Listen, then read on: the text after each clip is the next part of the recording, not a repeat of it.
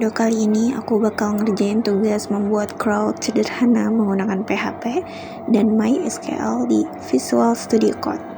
Oke, langsung aja kita mulai videonya.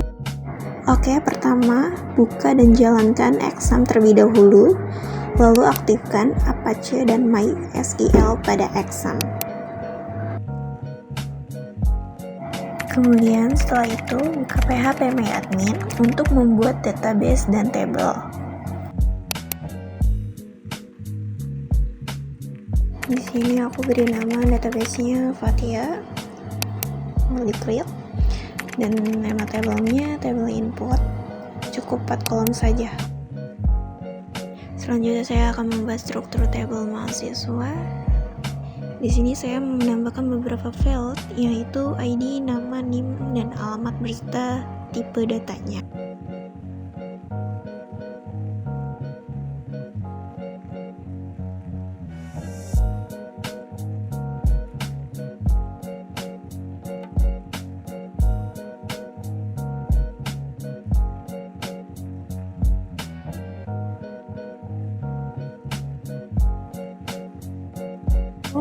Kita klik AI, itu digunakan sebagai primary key atau penanda unik dari setiap data mahasiswa. Berikutnya tinggal klik tombol save untuk menyimpan struktur tabel ke database.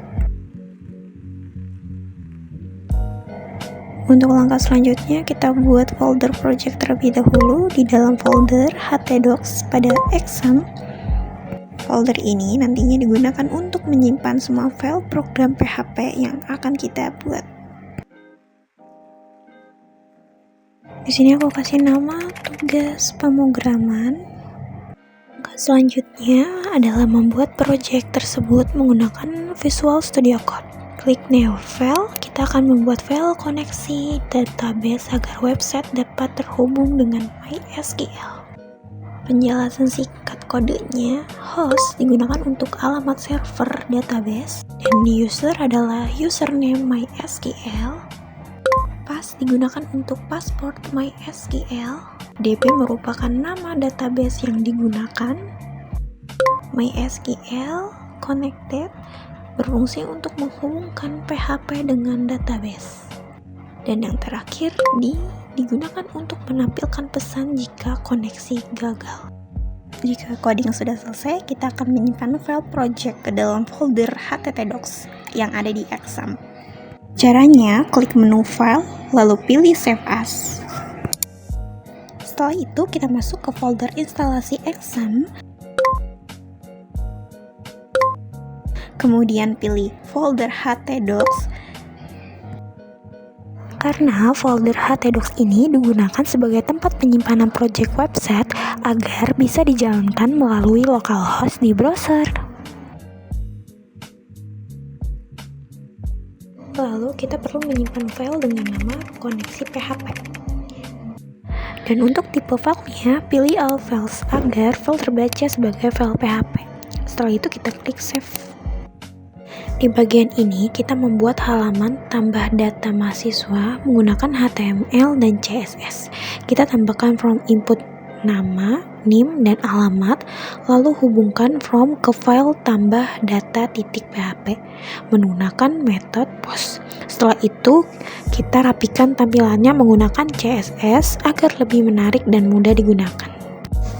Setelah selesai, simpan file dengan cara yang sama seperti langkah pertama tadi.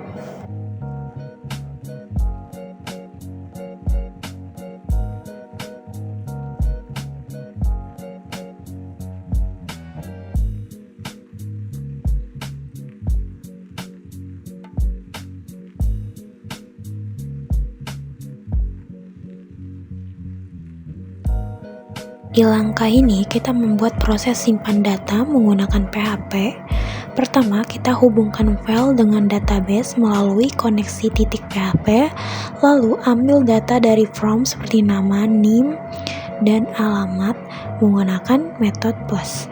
Setelah itu, data disimpan ke tabel input menggunakan query insert.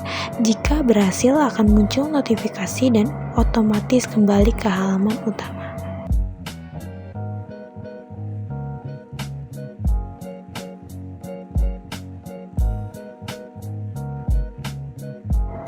Di bagian ini kita membuat halaman utama untuk menampilkan data mahasiswa. Pertama, kita hubungkan file database, lalu tampilkan seluruh data dari tabel input ke dalam tabel HTML. Selain itu, kita juga menambahkan tombol tambah, edit, dan hapus data agar fitur Clear bisa berjalan dengan lengkap.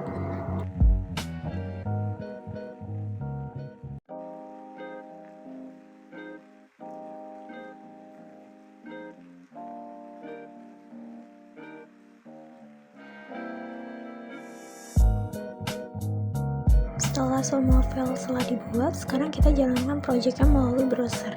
Di sini jangan lupa kita masukin nama folder yang sudah kita buat tadi.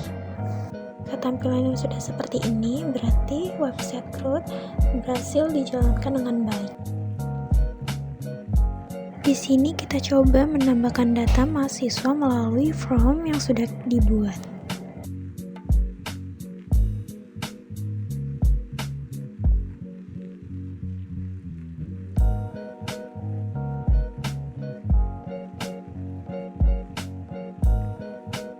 Setelah diklik simpan, muncul notifikasi data berhasil disimpan yang menandakan data telah sukses terinput ke database. Selanjutnya kita akan memverifikasi apakah data dari website sudah tersinkronisasi dengan database. Akan buka phpMyAdmin, lalu klik tabel input dan klik menu browser. Seperti yang terlihat, data telah berhasil terinput ke dalam database. Demikian tutorial kali ini, semoga bermanfaat. Terima kasih telah menonton dan sampai jumpa di video selanjutnya.